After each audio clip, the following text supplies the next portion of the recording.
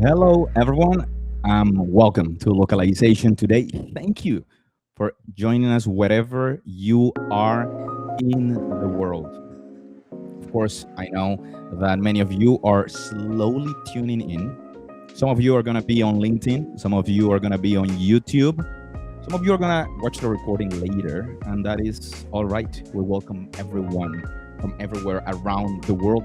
As always, we'd love to know where you are joining us from. So, in the comments, feel free to introduce yourself.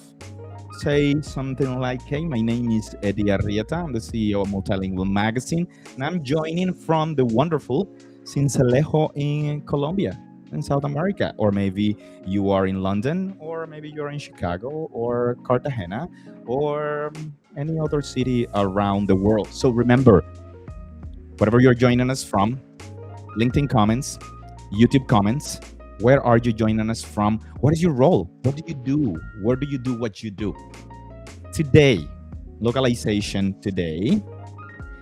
Remember that this is a space where we bring together leaders from across the language and localization industry to discuss technologies, to discuss strategies and ideas shaping multilingual communication around the world. Today's conversation goes into one of the most important questions emerging from the rapid adoption of AI in localization.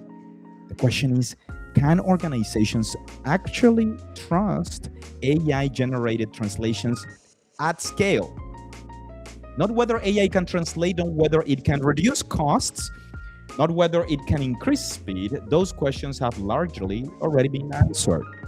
The challenge now is something deeper, understanding when AI output is accurate, when it requires human intervention, how quality can be measured consistently, and how organizations can create systems that stakeholders trust. Now, very important, pay attention to this. Today's discussion is supported by Smartling, whose platform helps organizations manage multilingual content across hundreds of languages and markets. We appreciate their support in making conversations like this possible. So, Smartling, thank you. There's a QR code there. You know what to do. Maybe you don't know what to do. So open your camera, scan the QR code, click on it. Oh, someone is scanning the code. I like that. Thank you so much. Don't forget, tell us where you are tuning in from. Where are you tuning in from? And of course, I'm doing this live also on my Instagram, and I'm using a filter that just shows my face. So very strange, very strange. But please find us, LinkedIn, YouTube, share it with the people that are not here today. We have, of course, a couple of things we'd like to ask you. We ask you to tell us where you are tuning in from. We ask you to tell us what your role is. What did you do at your companies? Tell us your position on this conversation. Can we trust AI translation at scale? If you trust it, why do you trust it? What are you using that helps you trust it? And then we have wonderful panelists to get this conversation going. So let me introduce them.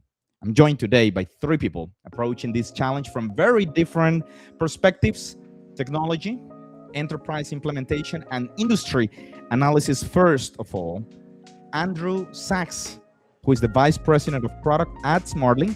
His work focuses on building the technologies and workflows that help enterprise manage translation quality, automation, and multilingual content at scale. Second, Marcin Payak, engineering manager and former staff engineer at Miro. He leads experience systems across accessibility, design systems, and localization, and recently spearheaded Miro's AI-first translation pipeline, reducing translation turnaround times from days to seconds. Welcome, Marcin. And Konstantin Dranch, the founder of Custom MT and one of the localizations industry's most recognized analysts and observers. Through his research, writing, and speaking, Konstantin has spent years tracking the evolution of machine translation, language technology, and AI-driven localization. Welcome, Konstantin. Let's take a minute, of course, to welcome everyone onto the stage and say hello to those that have already sent any messages on social media. Martin, Andrew, Constantine, hello. Hello, Eddie. We already have so many messages from people. Thank you, Mila, for sharing those. Hello from Vietnam. My gosh. We have Vietnam. Greetings from Ventura, California. I'm an education translator and interpreter. Thank you. We also have Sunnyvale, California. Localization manager, Gilroy, California. We have Slovenia, Sao Paulo, the Netherlands, Seville, Spain, Oskaloosa, Iowa. Oskaloosa, how do you pronounce that? Sorry if I'm butchering. Seattle, USA, Ukraine, Boston, Massachusetts. Global integration specialist, a Moscow Sports Lightning. Wonderful. And that is our cue. That's our cue. That's our cue. We need to get going. Thank you so much for our cue. Thank you, everyone. Remember, if you're just tuning in, tell us where you are in the world and what do you do now. For everyone, of course, 4 years the conversation around AI translation focused on whether the technology was good enough. Today it feels like the conversation has shifted towards trust. So for all of our panelists, we're going to break the ice. Can you quickly introduce yourselves, perhaps mention something we might not know about you, and of course, more importantly, what is your position on this conversation? Can we trust AI? And to make it easy for everyone, let's do Constantine, let's do Marcin, and we'll do Andrew. Thank you so much, all of you, for joining us today. Thank you, Eddie. Do you want us to do a quick one or a short one? Go for it. Follow your heart. I know you're already disappointed in me, and I haven't even given you I haven't even given you your 100 years of solitude in Spanish, which I promised almost a year ago. I'm so disappointed, Eddie. I know there's so many reasons. So please. All right, I'll open today's voice band. Go for it, my friend. Right. Quick opening statement. Translation quality and trust are a very intertwined problem. And as an industry, we've been trying to solve it for 30 years with a small degree of success. There's been more than 100 different metrics made to measure professionally and define what is translation quality, because if you take two people and show them the same translation, most of the time they wouldn't agree. And over the 30 years that people have been working, the best they could produce was the multidimensional quality metrics, which is the most comprehensive index of errors in all the world. It has more than 90 different criteria of what kind of error has been made in translation. Needless to say, even though it's been made into a ISO standard, it has not been very practical for an enterprise at scale to say whether the translation is applicable or not. What is a fluency error when you are trying to launch, 1,000 support pages? It's not super practical. So in the past few years, the metrics have switched from using either this error classification very much in depth or reference-based metrics, which were popular maybe 10 years ago, like Blue Scores, into using AI models. And this is why we're here today, that more and more we can see that people defer the human judgment or a comparison with the golden standard to AI. And they say, dear ChatGPT, dear Claude, is this translation good enough? And this has been building into more and more what is called an automated quality pipeline, which includes different guardrails. Is the punctuation in place? Did we translate into the right language? Do we have the right units of measure? The more sophisticated the pipeline, the better. Ultimately, we still defer to the judgment of AI to say if it's good or not. And you need this. If you are looking at an enterprise program, if you have 10 million words, 20 million words, 40 languages, there's no way to check all the content manually. So you need some way of automatically determining whether you can use it or not. Now, the jury's out there if you can trust the system or not. We look at the recent evaluations, and I think this year's conference on machine translation, European Association for Machine Translation, which was held in Tilburg just, I think, a month ago. It has highlighted many studies done specifically on the topic. Can you trust the AI judgment on machine translation? And the answer is surprisingly more and more so. The more sophisticated the pipeline, the better the evaluation. Then this is closer and closer to the judgment of the human experts.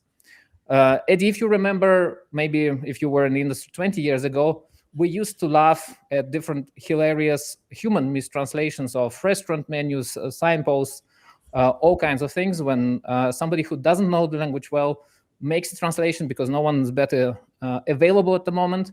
Then people would laugh all over the internet. Then maybe 15 years ago, we would laugh at hilarious mistranslations from machine translation. And especially it was true for enterprises launching this at scale. If you remember AliExpress launches in different countries, in the beginning, they had terrible machine translation. You couldn't really understand what the product was about. But these days, we don't have a lot to laugh about. I haven't seen a hilarious mistranslation posted or discussed on the internet for months. So I think AI is doing a pretty good job. The only problem is kind of uniform. Did you read my AI-generated email?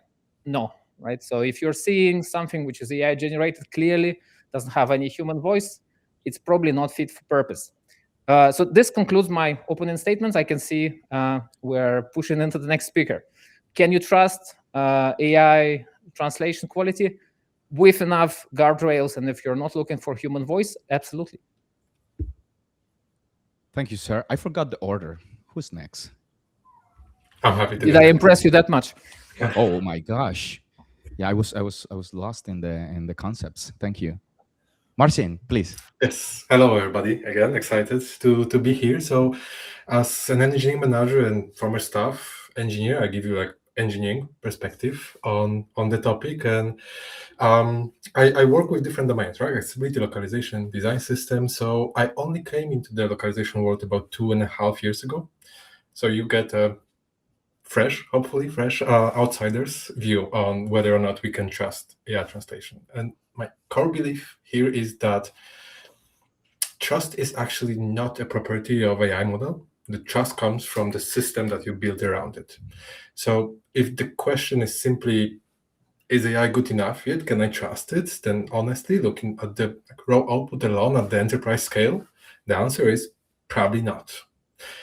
And yet at Miro, we actually took our pipeline from 72 hours per change down to like mere seconds. And we built an AI first pipeline with the idea that we call optimistic localization, where we like serve AI translation instantly to unblock the product development lifecycle. And then we reconcile everything asynchronously behind the scenes. But what makes this safe is the system around it, right? So we have automated checks and guide drives, what Konstantin also mentioned, from the moment we actually generate the prompt. And Konstantin mentioned about like human voice. So our language managers here are pivotal. Like they no longer on the blocking path, but they own the behavioral rules of the AI. Like they write the style guides, the examples, run experiments to prove that the change actually improves the output. And we automated the rest. So like the point is that like even the post edits, human edits are delivered automatically, engineer free, and only all that together gives us the confidence that we can run it at the enterprise scale. So we have engineers and linguists now working together. And well, to sum it up, the trust wasn't something that the AI alone gave us. It was something that we engineered. And yeah, excited to get into it today.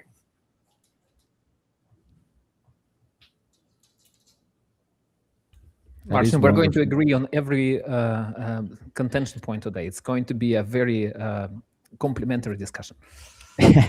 It will be for sure. Thank you, Konstantin, and thank you, Marcin, for your points. Andrew, last but not least, of course, let us know your position on this. Yeah. Hi, everyone. Yeah, great to be here. Yeah, I mean, like, I think the questions have kind of been answered already in that it's not really like, do you trust AI translations, it's like, do you have the frameworks and guardrails and all the things in place where you can have the indications of quality and all the different steps along the way? And it's from kind of generating the first translation and making sure it's the best first translation you can generate, and then doing some assessment and repair and quality controls and making sure you have the right glossaries and style guides and style rules and things that apply to different, and maybe locale-based style rules and things that are organizationally important, as well as using existing translation memory that you have and feeding all of that in to kind of create the best first translation, as well as doing all the assessment. So I think like the whether you can trust AI translation, there has to be some degree of like, yes, this is some good indication that something is good enough quality to ship and publish to your website or whatever it might be. And really, when you're translating tens of millions of words or hundreds of millions of words, you have to have some level of trust in that something is going to pass the threshold to be okay to publish. And that's really where like taking having the agents and the quality assessment and all of the assets and things that an organization has and the tools available and building the tools, like what Martin said, is that they maybe don't trust AI translation out of the box, but you build the tools and the foundation, the frameworks and things that lets you have that kind of trust and repair as needed going forward. So yeah, I think like at some sort of scale, you have to have some level of trust, kind of no matter what. But then you have the tools and the things in place to make corrections and make adjustments as needed. And it really does go from creating the translation to assessing the quality to delivering wherever that translation might end up. And AI and LLMs are a moving target. Every day there's a new model. Every day there's something different. So it's always kind of reassessing and re-benchmarking, and there is that human layer as well to do the benchmarking. And so you have an understanding of, is your quality shifting over time? Is the model shifting? Do you need to update a prompt? Do you need to have a new tool to fix all these different edge cases? So like, can you trust AI translation? I would say yes, but you have to have the right tools and frameworks in place to do so. Thank you, Andrew. And of course, Martin, you gave us an idea of what you did at Miro. And perhaps you can tell us a little bit more, when you're dealing with high volume, high speed, what are the things that we're breaking and continue to breaking when it comes to quality? And then if you're choosing, maybe you're choosing quality versus instant global reach, what are the decisions that you make? Where do you draw the line? And are you the one making those decisions? Who should be making those decisions? Thanks, Eddie. Well, that's actually a packed question, right? With lots of angles here. And like the first answer here, I think might be actually counterintuitive for some, but it's the exceptions that break first. Because at the enterprise scale, unlikely is not really a useful word. Like what's rare in isolation, like AI hallucination or a human error, like at certain scale, it becomes certain that is going to happen, right? Like with millions of words translated a month, and with some companies it's a week or even daily, it's going to happen anyway. So you need to build the safety net around the whole process. And those right now need to be guardrails, not gates that everything has to stop and wait at, right? Like in our old, before AI translation pipeline at Miro, that translation could take up to 3 days. And that's simply not how modern software companies want to operate anymore. So AI gave us something that was not possible before, right? Like now you can embed localization by default into your product development lifecycle. And as an engineer, I see this a little bit different for the where the perfect quality versus the instant global reach is, because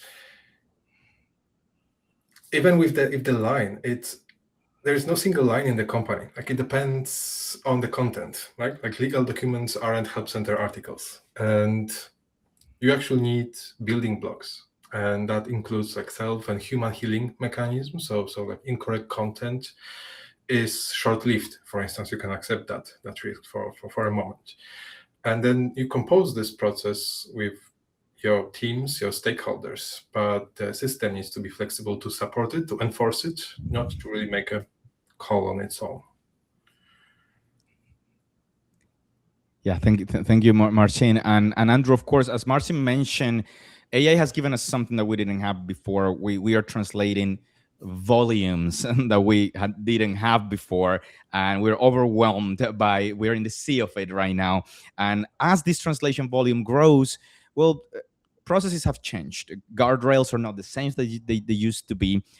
Processes struggle to keep pace. So what does a more scalable approach actually look like? And you did mention, hey, we need to have these processes, we have to have guardrails, we need to have these structures. What do they look like for someone working on this properly?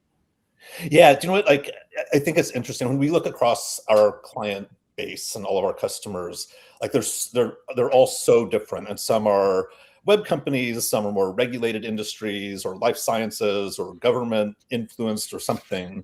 And there is this mix of having the right framework and the right thresholds and the right trained mechanisms, whatever it is, or human in the loop, whatever it might be, depending on the content type and maybe the visibility and maybe whether there's legal implication or something like that.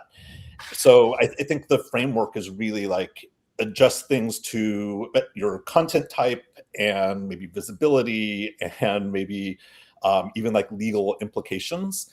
And as we see our customers translating more and more and more, and like I think it was like up 218% or something year over year, just with the same set of customers.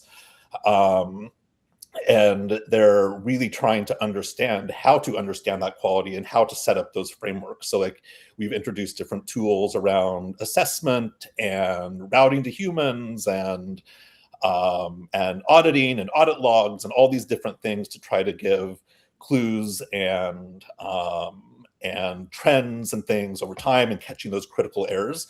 So I really think it is like a mix and match type of situation for your organization, content type, shippability, publishing, and where you draw those thresholds. And of course, as we talk about, like, as everyone here probably knows, the three kind of pillars of localization has always been cost, quality, and speed, and there was always a trade-off there. And as speed is near instant, as Martin was saying, and cost continues to go down, quality is really that last pillar that has all of these questions around it. So setting up the right thresholds and having the right tools and assessment tools and trends over time and catching those critical errors, I think it's really kind of customer and content type dependent. And of course, Constantine, you were talking about history 20 years ago. I think I was coming out of high school. I was not aware you had to work to make money. The bloody terrible history, yes. Yes. And you know, for some of us, maybe for some in the audience that might not be. Do you know how many savvy, debates on this topic passed in such rooms? Yes, but please go ahead. Yes. MQM, and maybe tell us a little bit about what does it actually stand for. But it's the standard for evaluating translation quality. But is this changing? Is this over? Is this no longer part of the structure? Yes, what have you observed? I wish I could show you. This now would be a good moment to show how detailed this most detailed index of errors. And let's come to an agreement. Explain it as if we were looking at it, and as we share it on social media, we're going to take this, those that are listening to the recording or watching this live, we're going to release it on social media, and we're going to put amazing graphics as you are explaining it to us. So please go ahead. So anyway, the previous understanding of pronunciation quality was closer. What is the linguistic norm? Do we have the right accuracy, fluency? Do we adhere to the format, and so on? It was it is still very complex, and in practice everybody simplifies to maybe 7 or 10 criteria of errors In professional evaluations, when scientists compare large language models, now they're gravitating towards a simplified metric called error span annotation. So instead of finding from 100 issues that very few people can remember, they ask people just to highlight where the issue was specifically found, and maybe just to say if it's severe or not. So MQM was measuring too many things like addresses. But in practical scenarios, when it's enterprise localization, when people build this automated quality pipelines, these days it's about simpler things. It's about something very practical. Did we translate into the right language? You wouldn't believe how many times in the past enterprises mistranslated. If they have 10 languages, 20 languages, instead of Korean, we'll put Japanese, and nobody would notice because it was 1,000 pages that got delivered, and maybe half of the page is delivered in the wrong language.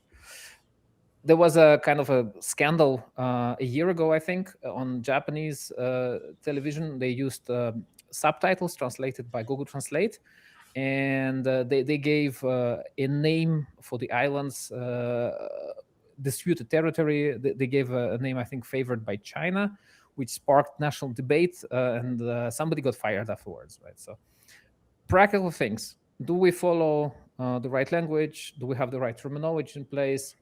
Do we have the right units of measure? This simpler evaluation systems are replacing. We are digging very deep now into the evaluation, how to even compare the models, and the more of this unit of measure practical stuff we can find, the better. Imagine a different error. A machine translation engine looks at 500 microvolt and just drops one symbol, micro, and you have 500 volt. So the device would be definitely fried. What if it's a prescription? Instead of 200 milligrams, 200 grams. If somebody follows the instructions literally and doesn't check, minor hallucination, once character removes, that could lead to very bad consequences. So MQM, because of its complexity and because there are other factors in play when a piece of content gets to the users, I think it's getting phased out step by step. It's still very much a good metric and a good reference point in professional conversations, but this simplified and more practical ways how to determine whether it's good are taken over. And of course, we've had so many conversations here in localization today about, what's the point of something that looks perfect but does not connect culturally. So we're becoming very practical, and we agree with our AI overlords. We can just say, ChatGPT, if this translation is good, give me a score from. They used to do it from 1 to 100, and this was called Gemba, another translation metric. Now they just say, tell me if it's good, yes or no. And this is now a simplified methodology how you prompt LLMs to get you a good answer. Does it suit my context? So that's it. Andrew, you similar. You want to say something about the methodology on quality? Yeah, I was just thinking about all and I've been at SmartLink for 16 years or something, and just over the course of time, and obviously translation going on forever, and people have been trying to figure out quality forever, and just the number of metrics and scores and different ways of evaluating things, it just continues and continues and continues. And we use MQM, and I know a lot of other people do, and probably simplified schemas in ways that, just because it is kind of a baseline that you can compare things to. But Andrew, even in your company, you used to be such a big proponent of MQM, and now it's shippability. There is shippability can we go, framework. yes or no?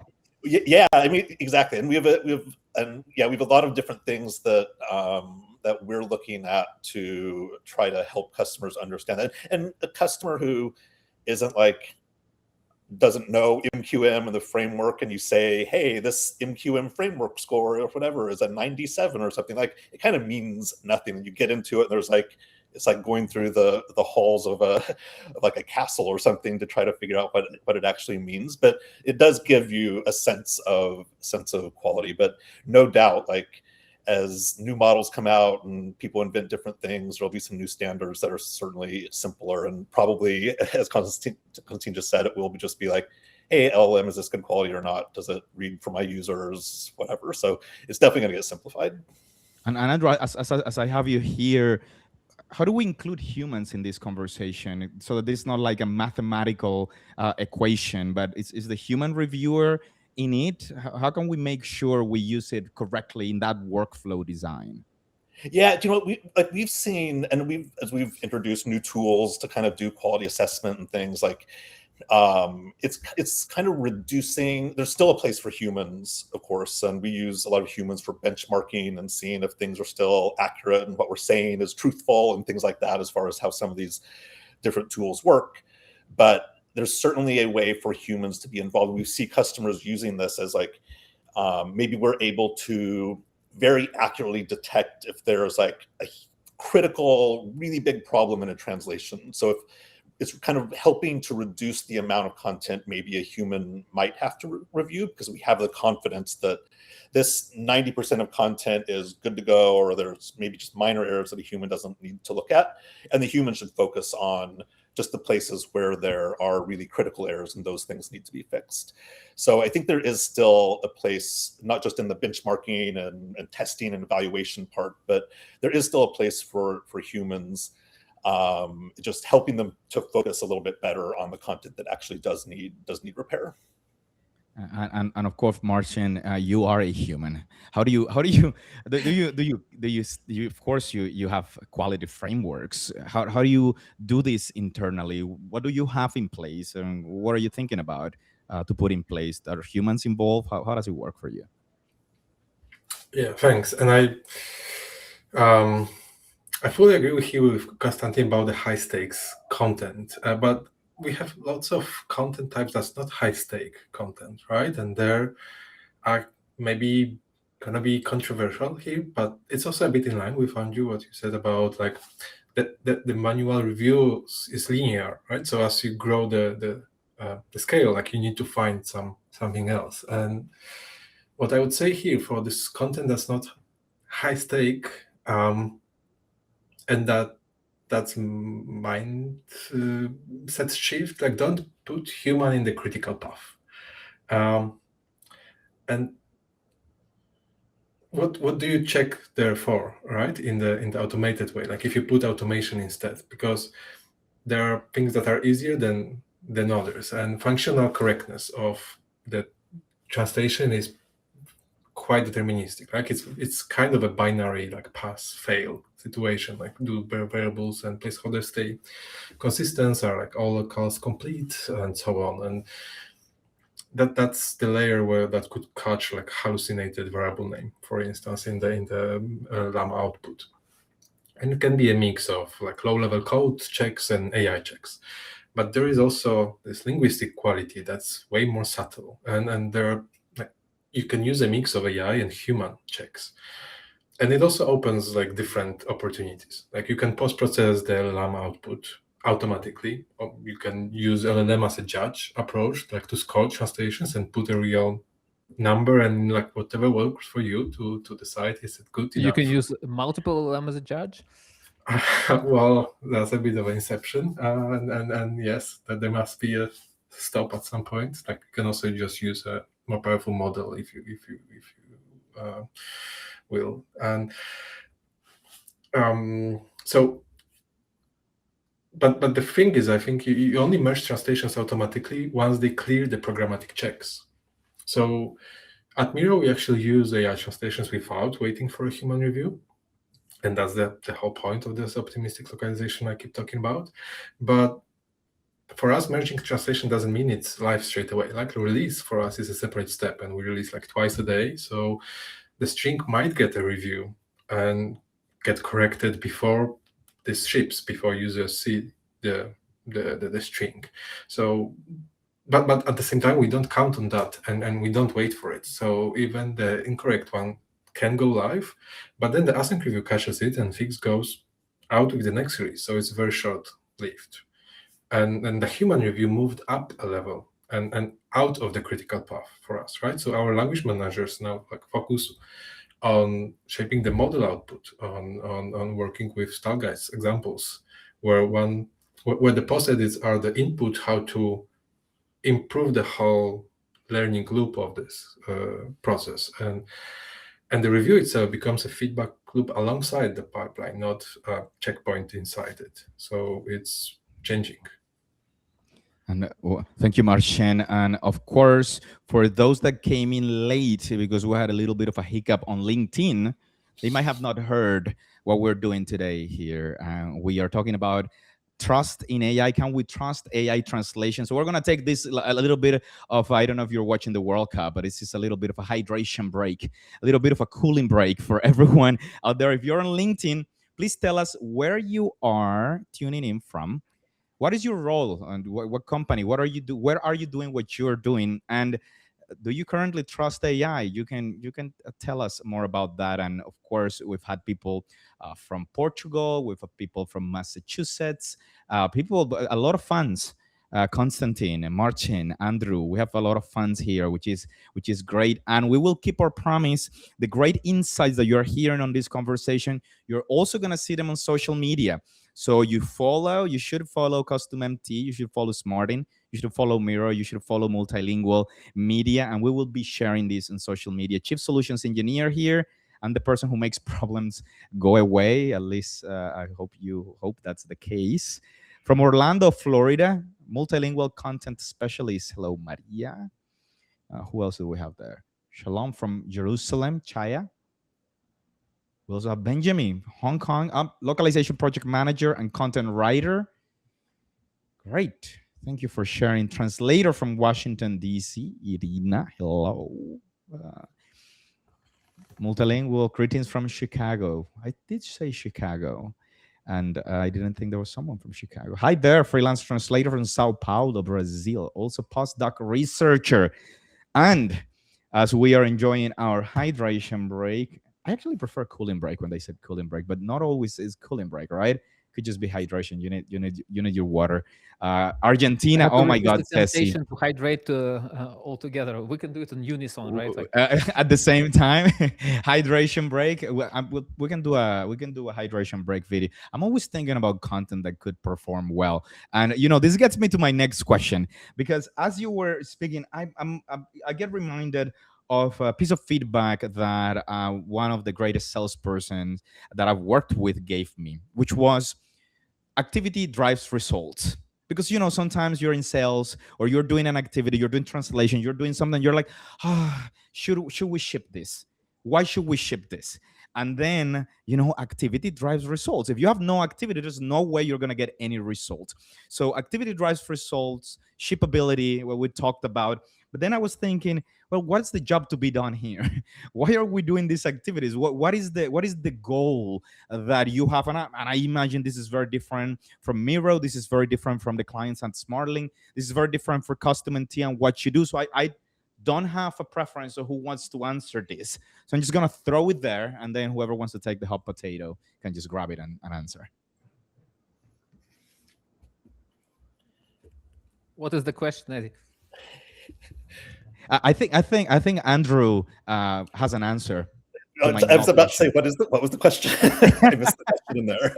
What do you see out there as the job to be done? What are companies looking to achieve with taking into translation and quality translation? Is it only about having something out there translated with a quality score of whatever the number is? What is behind that? Yeah, do our customers, and I was thinking about this as Martin was talking at Miro, and I was thinking Miro's a modern organization that has probably solid development pipelines and all these things to introduce localization, and probably has very specific metrics around what languages they should go in and where the business opportunities are and things like that. And so many of our customers are kind of maybe they aren't as modern, but they always have Like, are they getting qualified leads? Are they opening a new hotel in a new city? Are they having franchisees that they're trying to recruit? So it always does go back to some sort of business metric, and sometimes the translation and localization piece is a little bit disconnected from that. But behind the scenes, there's always that path to some sort of business metric or some sort of government requirement in some cases. So the job to be done is often, and we see that as far as like even how customers are deciding what to translate and when to translate, and even the quality levels that they have, or if an error is okay to get through. How important is it to the business to have this translation on a website or in a billboard or a magazine ad or whatever it might be? And can that kind of poor translation negatively affect the brand? So like we see a lot of that coming through from our customers in tying the translation and even the translation quality to their business metric. And when we look at like as content comes into the platform, we see if it's coming from like a website, and we know if it's on the homepage of something or it's a legal disclaimer, and we can kind of route content based on those content types and the different types of quality that a customer might expect for where the content might appear. And then there, of course, are those customers that maybe don't have as modern development pipelines and things like that, where humans are still in kind of the critical path. But eventually, over time, all of those will probably move to a more streamlined path. But eventually, it's all everything does go back to some sort of business metric, and tying the translation localization to that. And the quality of the translation is super important. We see that a lot from customers. And I don't know if I answered that question. Please.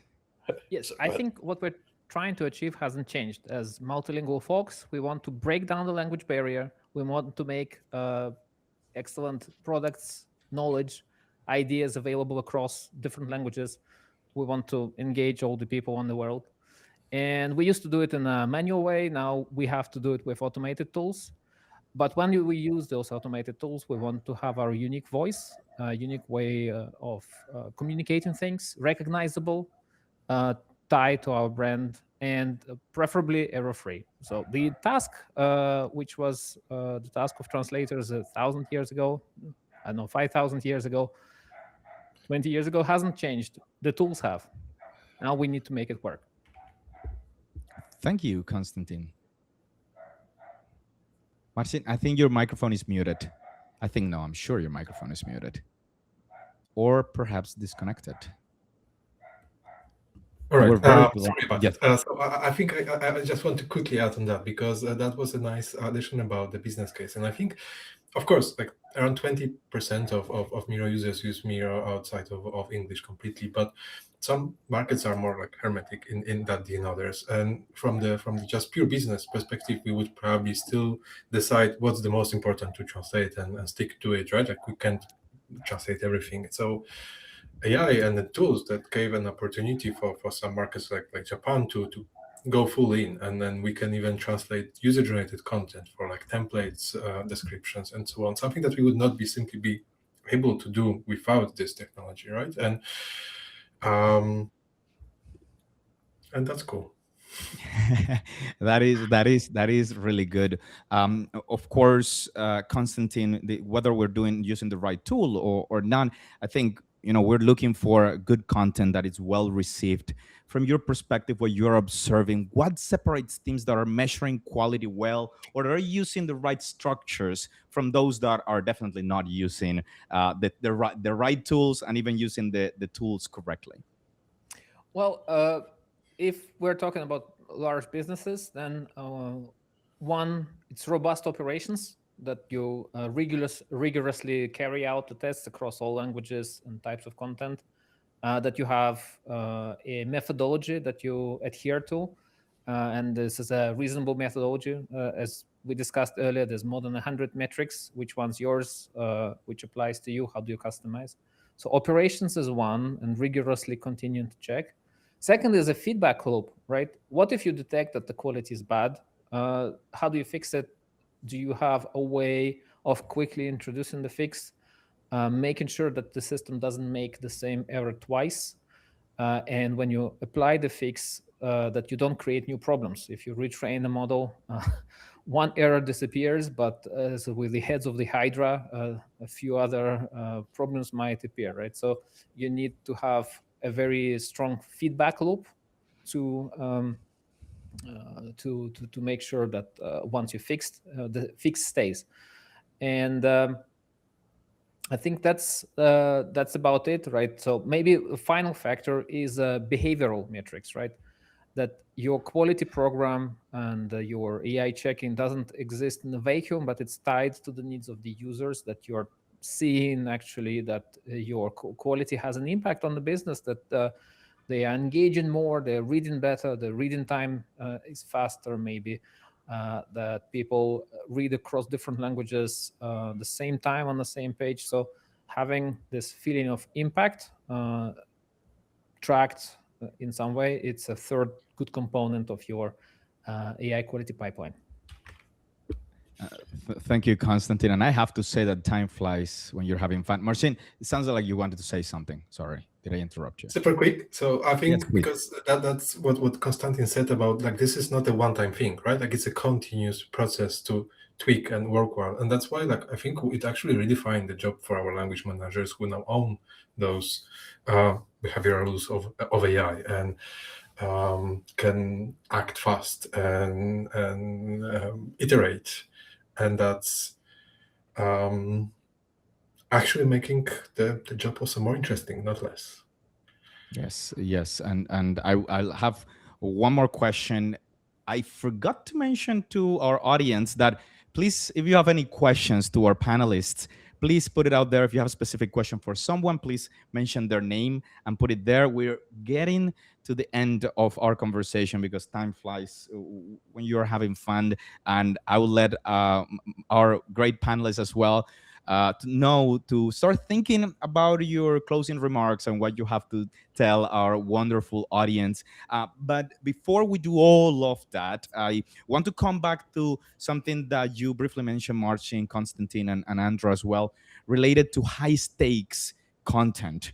And I think we've had a wonderful panelists in localization today, and it's very clear that there is content that just doesn't need to be reviewed even. It's just traditionally been the same content over and over again, and we've been paying people to translate it over and over again millions of times, which is of course a waste of human resources and technological resources and financial resources.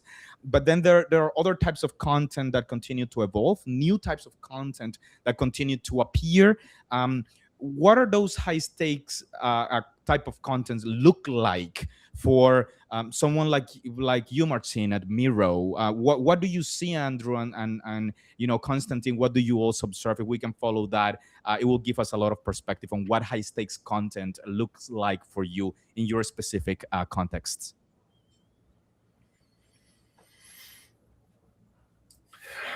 Well, actually, I think only some legal content can be that high stake that it can't take an error in the process, right? Because I think it's more important to be flexible as you develop your solution, because every company, every organization will have actually different type of content, right? And some content can ship on its own, some content will go live instantly and can be corrected shortly after, and that's still fine if it's short-lived. And some content will need really human review before it ships full stop. So your system needs to be flexible enough to support that, and then it can truly serve your organization. Thank you, Marcin. Andrew, if you have something to add there. Yeah, I think and really, yeah, high stakes means different things to different people, and of course, legal content and regulated content and things like that. I think even as we see customers, if they're translating into Chinese for the Chinese market, there are certain words and phrases that you can't use in marketing efforts, and even if it's on the 100th page that very few people visit, it could still mean a fine or a problem for them. So even if it's not the most visible of content, it can still be high stakes if you're translating it incorrectly. And I think you don't want to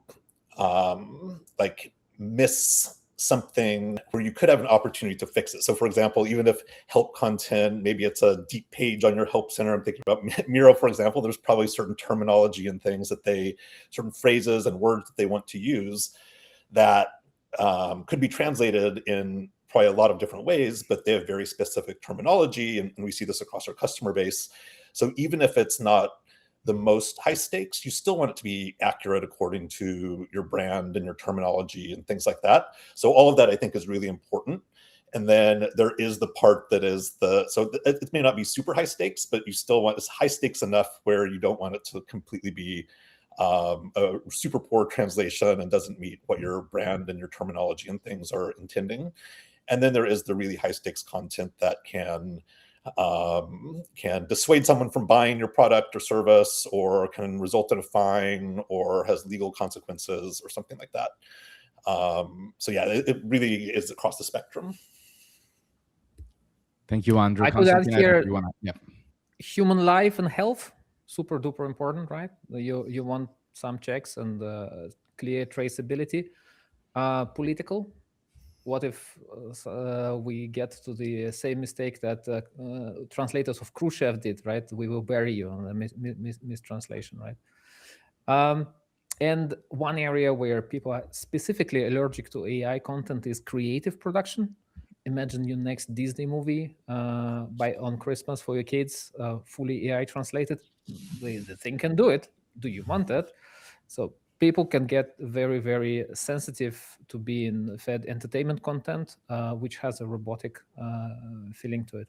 In any case, I think everybody using AI translation should adopt the practice of labeling it as such. In Europe, in China, in Korea, and India, I think there are, and I think California, there are laws in place to label content text which is AI generated. So if you have no human review and you have a translation done by an agentic chain or by a chatbot, you probably want to label it as such, translated by AI, or ChatGPT, or Claude, whichever you prefer. Even if you are presented in countries where this is not mandatory, I think it's just good practice just to separate human work from model work, which will be more uniform across different organizations and brands. And when I see the next Disney movie for Christmas with my kids, I want to make sure that it was human made with the depth of emotion translated through a human medium. Thank you for sharing that. I'll keep that in mind also as I watch movies with my kids. I also like those emotions. Of course, for those that, I think you're gonna still add Marcin for sure.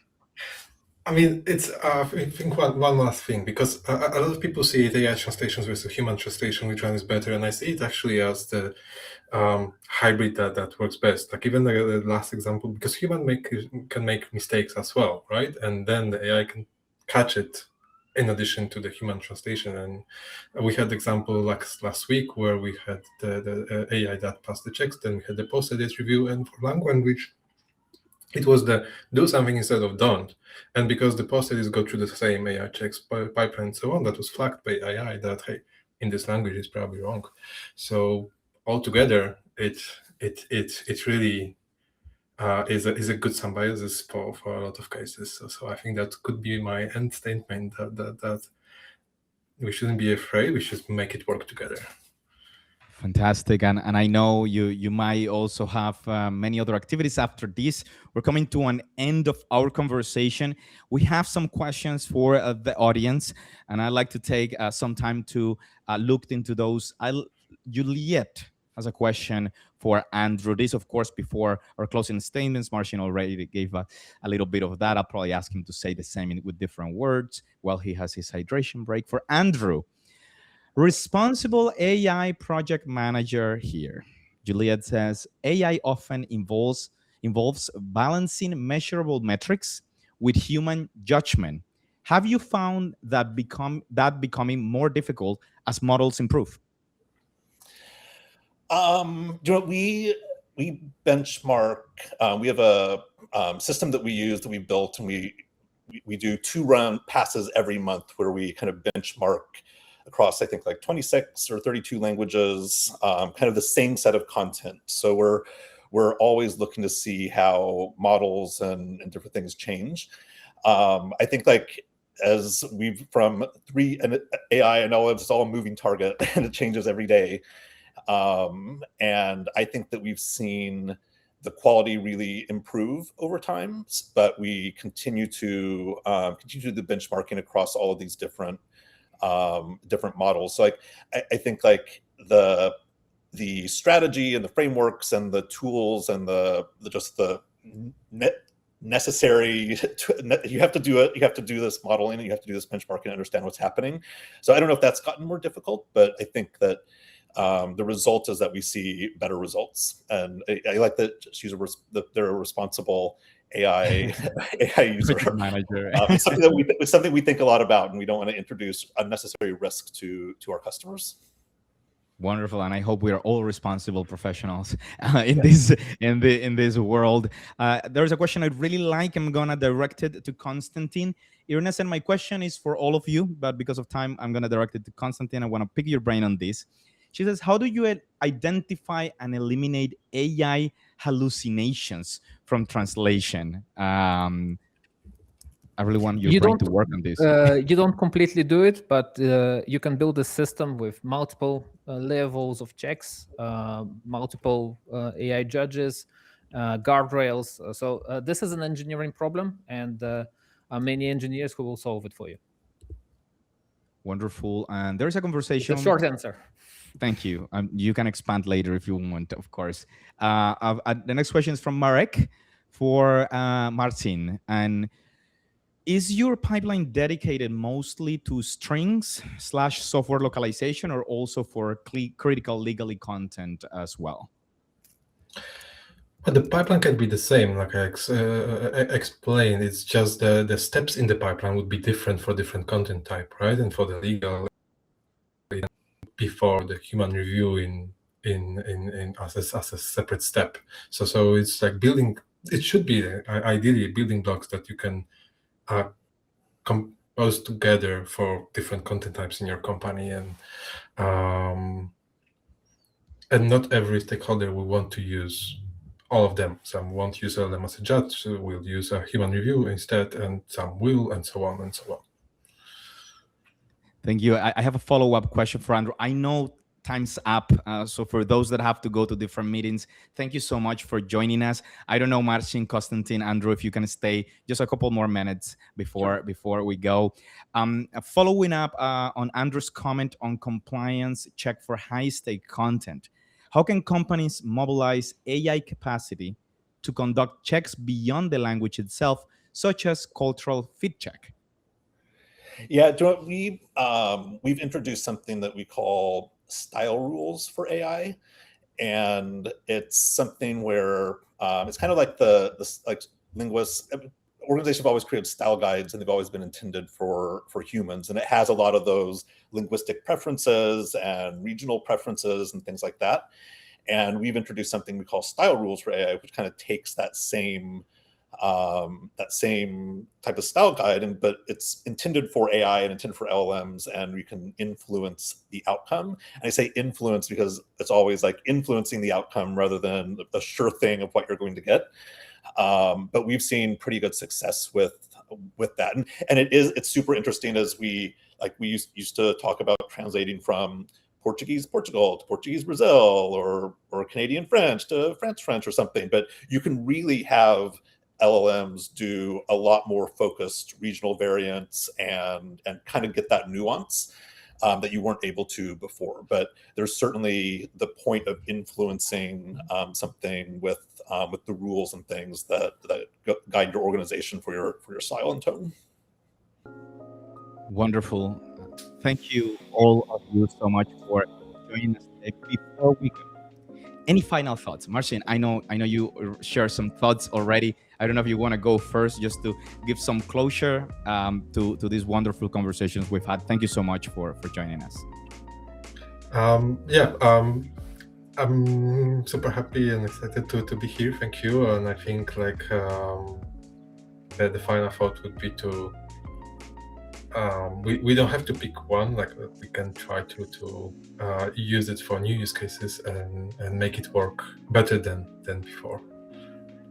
Fantastic. Andrew, thank you so much for joining us. Yeah, totally. Yeah, I don't know what my final thought would be. I guess like it's super exciting to kind of be in the market at this time, and like the conversation we had today will probably be completely different in 6 months. So looking forward to seeing what that will be as all these models and LLMs and things change. And I think just keeping up with the quality conversation and can it be trusted and right frameworks and guardrails, as we all talked about, is really important. Something that we all are thinking about. And we'll come back in 6 months and see how the conversation is going. Yeah. We'll invite you back here. Konstantin, my friend, thank you so much. I get the last laugh. Oh, fantastic. My takeaway is trust but check, to quote a classic. It's good enough. Use it. Make the content multilingual, make your ideas, thoughts, pages, materials available to people all around the world. But to stand out and to make sure that you do have a high quality translation coming out of AI, you want to work with localization people. The task of localization engineers is to make sure you eliminate those hallucinations, put as many checks in place, and you track that it does really stick with the users, that you have a unique voice. To stand out, you still need some smart folks to work on your AI. All right. Thank you, Konstantin. Thank you, Martin. Thank you, Andrew. And thank you, everyone who has taken time to join us today in this wonderful panel on AI. Many different people from different organizations, San Francisco, California, project manager at Apple. We have people from Portugal, which we mentioned, Brazil. Thank you for those that have enjoyed the panel. And of course, you will be able to see the recording on LinkedIn, also YouTube, and you will see the different snippets and shorts from this conversation on social media. So make sure you subscribe to Localization today. You follow Miro, SmartLink, Custom MT, and Multilingual Media, so you see all of this. Thank you again, everyone who has joined us today's conversation. Remind us that AI translation is no longer a technology question alone. It is becoming an organizational question. The challenge is not simply whether AI can produce multilingual content, it is whether enterprises can create the systems, processes, and safeguards necessary to trust that content when it reaches customers. Trust doesn't emerge automatically from a model. It is built through measurement, governance, human judgment, and a clear understanding of risk. Thank you to our panelists for sharing their perspectives, their experiences, and thank you, SmartLink, for supporting this wonderful discussion. And of course, thank you again, everyone who joined us today. We appreciate you being part of Localization today and our community. We look forward to continuing the conversation with you in future events. If you've enjoyed today's conversation, again, be sure to follow Localization today for more interviews, panels, and discussions with the people shaping the future of localization, language technology, and global communication. See you all next time. Goodbye.